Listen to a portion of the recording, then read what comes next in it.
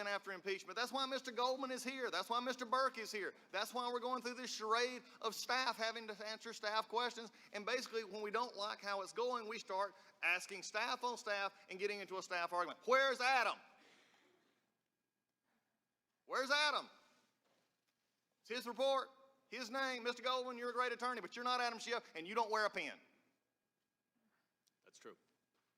We got a problem here. And the problem is developing this. You said you were an attorney. You're a very good prosecutor. I believe it. I've read your bio. You're a good attorney. You understand what quid pro quo is, correct? I do. You understand what asking for something in exchange for something actually means, correct? I do. You know about the conversation of Mr. Biden when he asked and he said, I'm not going to give you the $1 billion. You know about that conversation, correct? You want me to read it to you, or do you know it? One second. Are you talking about in 2015? No, I'm talking about the one from the national, where you did the, I'll read it to you since you're having trouble. As I remember going over to the Ukraine, convincing our team, our leaders, convincing them that we should provide for loan guarantees. I went over, I guess, the 12th or 13th time to Kiev. I was supposed to announce that there was a $1 billion loan guarantee. And I got a commitment from Poroshenko, and they said that I would take action against, that they would take action against the state prosecutor. They didn't.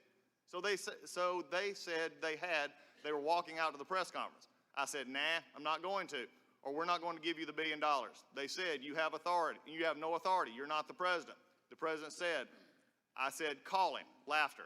I said, I'm telling you, you're not getting the $1 billion. I said, you're not getting the $1 billion. I'm getting ready to be leaving here. And I think about 6 hours. I looked at them and said, I'm leaving here in 6 hours. If the prosecutor is not fired, you're not getting the money. Well, son of a bitch, he got fired. Did he ask for something, request something, and hold something of value? He did. George Kent testified that was... I think I'll do what you did. George Kent testified this. I'm asking about not George Kent. I'm asking about this question. Right, but it's important context. It's not. Answer this question. Did he or did he not? Either Joe Biden's a liar, telling a story to make people impressed, or he actually did this. Which is it? He did it pursuant to U.S. official policy. So he did it in withholding actual dollars, actual thing, holding this out there. So Joe Biden, of everybody that we discussed about, is the only one that's done a quid pro quo. He's the only one that's used taxpayer dollars to actually threaten a foreign government. And yet we're sitting here pretending that this is not happening? We're sitting here pretending that a president of the United States now would not be concerned? Look, you look at it this way. Joe Biden's a terrible candidate. He can destroy himself on the campaign trail, but he can't get by this. And it doesn't matter who brings it up.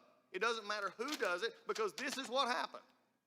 And you can whitewash it all you want. You can go over whatever you want, but that's what he did. He's either a liar or he did it, and he did it. I want to continue on. Question is a question that you had earlier.